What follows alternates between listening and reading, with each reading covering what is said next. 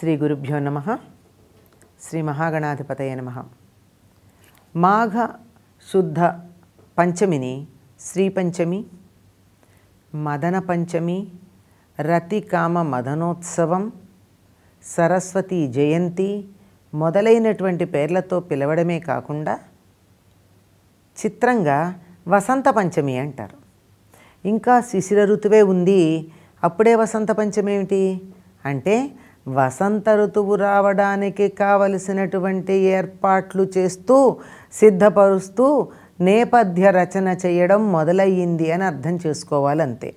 అంతేకాకుండా రతి మదన పంచమి అనేటటువంటి రతికామ మదన పంచమి అనడంలో కూడా వసంతుడు, మన్మధుడు, రతీదేవి వీళ్ళ పేర్లు వస్తున్నాయంటే ఇంకా వసంత ఋతువుకు ఆహ్వానం పలుకుతున్నాము అని అర్థం. ఇక దీన్ని సరస్వతీ జయంతిగా చెప్పడం చాలా ప్రసిద్ధంగా ఉంది. మనకి దేవీ భాగవతంలోనూ బ్రహ్మాండ పురాణం మొదలైనటువంటి వాటిల్లోనూ సరస్వతీదేవి అవతరించినటువంటి రోజుగా ఈ రోజుని పేర్కొనటం జరిగింది.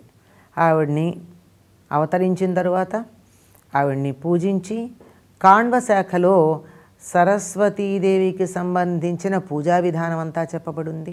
ఆవిడికి సంబంధించిన స్తోత్రాలు, ఆ తరువాత దండకాలు, కవచాలు, సరస్వతీ కవచం, సర్వ విజయము అనేటటువంటి పేరుతో ఉంటుంది సరస్వతీ కవచం. వీటన్నింటినీ దీనికి సంబంధించినటువంటి సరస్వతీదేవికి సంబంధించినటువంటి మంత్రము, బీజాక్షర సహితంగా ఉండేటటువంటి మంత్రము, ఇవన్నీ కూడా మనకి ఈనాడే ఆవిర్భవించినట్టుగా చెప్పబడుతూ ఉంటాయి. మొట్టమొదట శ్రీకృష్ణుడు, బ్రహ్మ మొదలైనటువంటి వాళ్ళందరూ ఆరాధించారని, ఆ తరువాత మహర్షులందరూ ఈ సరస్వతీదేవిని ఆరాధన చేశారని, అలా చేసినటువంటి వాళ్ళల్లోనే కొద్దిమంది మహా గొప్ప కవులుగా, పండితులుగా లోకంలో ప్రసిద్ధమయ్యారు. ఉదాహరణకి వాల్మీకి వంటి వాళ్ళ పేర్లు చెప్పడం జరుగుతుంది. బృహస్పతి మొదలైనటువంటి వాళ్ళు కూడా ఈ సరస్వతీదేవి యొక్క అనుగ్రహం వల్లనే గొప్ప గొప్ప కవులు, సాహితీవేత్తలు, పండితులు కావడం జరిగింది అని చెప్పి మనకి ఈ గ్రంథాల్లో కనపడుతూ ఉంటుంది.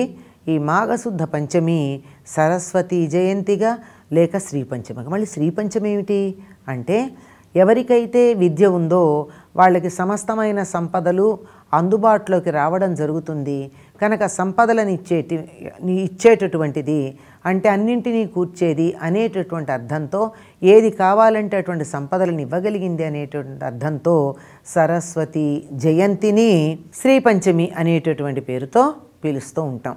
ఈరోజు అక్షరాభ్యాసాలు చేసుకోవడం చాలా ప్రసిద్ధి. ఎవరైతే ఈనాడు అక్షరాభ్యాసం చేసుకుంటారో వాళ్ళకి చాలా గొప్ప చదువు వస్తుందని, మేధావులు అవుతారని, పండిత వర్గంలో స్థానం సంపాదించుకుంటారని చెప్పబడుతూ ఉంటుంది. అదేవిధంగా కొత్తగా కావ్యాలు రచించటం కానీ, ఏదైనా గ్రంథాలు ప్రారంభించటం కానీ, శుభకార్యాలు ఏమన్నా మొదలుపెట్టడం కానీ వాటన్నింటికీ కూడా శ్రీ పంచమి చాలా శుభమైనటువంటి కాలంగా పెద్దలు పరిగణిస్తూ ఉంటారు. సరస్వతీదేవికి సంబంధించినటువంటి పూజ చేసేటటువంటిది ఈనాడు ఆవిడికి తృప్తి కోసం అన్నీ శ్రీ సూక్త విధానంతో షోడశోపచార పూజ నిర్వర్తించిన తరువాత చక్కగా అష్టోత్తరాలు, సహస్రనామాలు, కవచాలు, స్తూతులు ఇవన్నీ పూర్తి అయిన తరువాత ఆ తల్లికి ఏది సమర్పిస్తున్నారో అవన్నీ కూడా తెల్లగా ఉండడం ప్రధానమని చెప్తారు. ఎందుకంటే సర్వశుక్ల సరస్వతి అని సరస్వతీదేవి చాలా అన్ని రకాలుగాను తెల్లగా ఉంటుందని, తెల్లదనం ఆవిడికి చాలా ప్రియమైందిగాను చెప్పబడుతూ ఉంటుంది.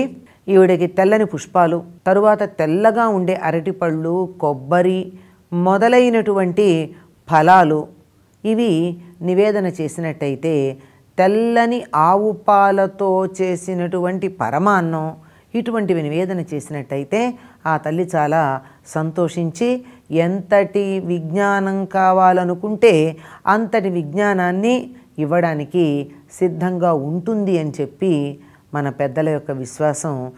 ఇక్కడంతా ఆమెను పూజించేటటువంటి వారు కూడా తెల్లని వస్త్రాలు ధరించినట్టయితే తనకి నచ్చిన రంగు కదా, అంచేత అనుగ్రహిస్తుందని. కానీ బెంగాల్ ప్రాంతంలో మాత్రం ఈ పూజ, సరస్వతీ పూజ చేసేటటువంటి వాళ్ళందరూ పసుపు పచ్చని వస్త్రాలు ధరిస్తారు. అంటే అమ్మవారికి తెల్లనివి, కానీ తాము మాత్రం పచ్చని వస్త్రాలు ధరించటం, ఆ రోజు ఏ పని చదవటం రాయడం లాంటివి చెయ్యరు. అవన్నీ దేవుడి దగ్గర పెట్టి పూజ చేయడమే ఉంటుంది. మనకి అంటే తెలుగు వాళ్ళకి ఇటువంటి సంప్రదాయం ఏమీ లేదు. కానీ ఈనాడు సరస్వతీ పూజ చేసినట్టయితే మంచి విద్యాభివృద్ధి కలుగుతుంది. ఆ తల్లికి నమస్కరించుకోవటం, ఆ తల్లిని పూజించటం, సరస్వతీదేవికి సంబంధించినటువంటి అంటే పుస్తకాలంటే ఆమె రాతకి సంబంధించి రాసుకునే పుస్తకాలు, కళలు, అచ్చు పుస్తకాలు ఇవన్నీ కూడా సరస్వతి యొక్క ప్రతిరూపాలుగా భావించి వాటిని పూజించడం అన్నది ప్రధానంగా ఈనాడు పాటించవలసినటువంటి అంశంగా చెప్తూ ఉంటారు. స్వస్తి.